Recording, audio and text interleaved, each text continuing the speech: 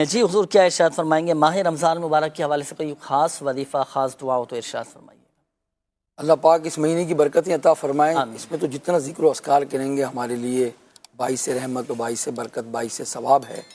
پہلی بات تو یہ ہے کہ یہ نزول قرآن کا مہینہ ہے، کثرت سے تلاوت کی جائے، کثرت سے آپ قرآن پڑھیں، ایک قرآن کا ختم کریں، 2 کریں، جتنا قرآن پاک پڑھ سکتے ہیں۔ تراویح سے پہلے اس کا ترجمہ بھی اور تفسیر بھی پڑھ کر جائیں تو تراویح سننے میں بھی آپ کو لطف رہے گا۔ تو پہلی بات یہ ہے کہ قرآن پاک کی تلاوت کی کثرت کرنی ہے۔ دوسرا وظیفہ آپ یہ کریں کہ لا الہ الا اللہ محمد الرسول اللہ صلی اللہ علیہ وسلم، اس کی کثرت کریں آپ۔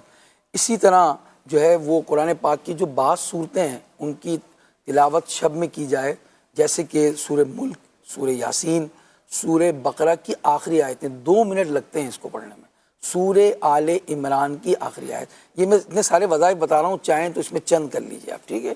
تو قرآن پاک میں ان صورتوں کو روزانہ کوشش کریں کہ یہ آپ پڑھیں۔ سورہ تکاثر 1000 آیتیں پڑھنے کے برابر ہیں، 1 منٹ میں پڑھی جاتی ہے۔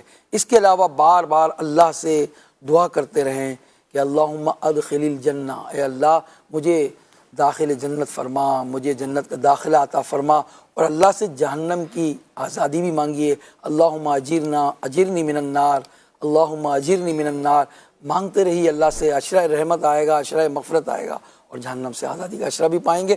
تو اس میں کثرت سے دعا مانگنی ہے، جو میں نے دعائیں بتائیں، وظائف بتائیں، انشاءاللہ بتایا آپ کو، تو اس پر عمل کرنا ہے اپنے۔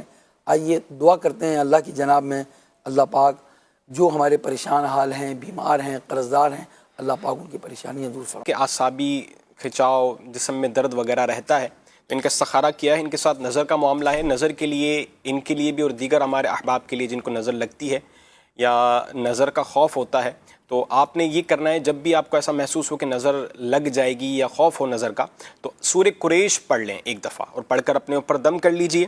اور جسمانی کمزوری اور دردوں وغیرہ کے لیے بڑا ایک بہترین عمل ہے، وہ یہ ہے کہ 5 نمازوں کے بعد تسبیح فاطمہ یہ پڑھتے رہیں، مسلسل پڑھتے رہیں، اور جب بالخصوص تھکن زیادہ ہو، درد زیادہ ہو، تو تسبیح فاطمہ پڑھیں، تو انشاءاللہ اس کی برکت سے جسمانی امراض، درد وغیرہ جو ہے وہ دور ہوں گے، اور خیر اور عافیت کا معاملہ ہوگا۔ اللہ پاک ہمارے تمام مریضوں پر، ہمارے تمام پریشان حالوں پر اپنا خاص فضل فرمائے۔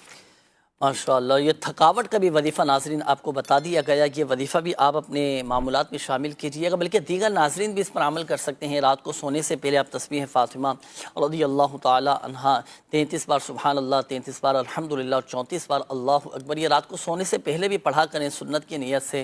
الحمدللہ عز و جل فوائد بھی حاصل ہوں گے، اور جسمانی جو تھکاوٹ ہے وہ بھی دور ہو جائے گی۔ اور اس کا ایک اور فائدہ یہ بھی ہوگا کہ صبح جب آپ اٹھیں گے نا تو الحمدللہ عز و جل مکمل ایک دم آپ فریش ہوں گے اللہ نے انشاءاللہ۔ اچھا، اب دیکھیں یہ جو چیزیں آپ نے بتائی تھی نا کہ جسمانی طور پر تھکاوٹ کا شکار رہتا ہوں، اعصابی کمزوری ہے، جسمانی کمزوری ہے، پٹھوں میں درد رہتا ہے، کھچاؤ میں درد رہتا ہے، تو اگر یہ مستقل آپ کے ساتھ لگے ہوئے ہیں نا یہ امراض، تو کوشش کریں کہ اپنے ڈاکٹر کو بھی دکھائیں، اس سے بھی مشورہ کریں۔ بعض اوقات بیماریاں ہمارے اندر پل رہی ہوتی ہیں، ہماری توجہ نہیں ہوتی، تو ہم اپنا ڈاکٹری علاج بھی جاری رکھیں، کھانے پینے میں احتیاط کریں۔ اچھا، اسی طرح اچھی غذا کا ہم اہتمام کریں۔ الحمدللہ عز و جل جسمانی طور پر صحت بھی حاصل ہوگی، فوائد بھی حاصل ہوں گے، اور امراض بھی دور ہوتے چلے جائیں گے۔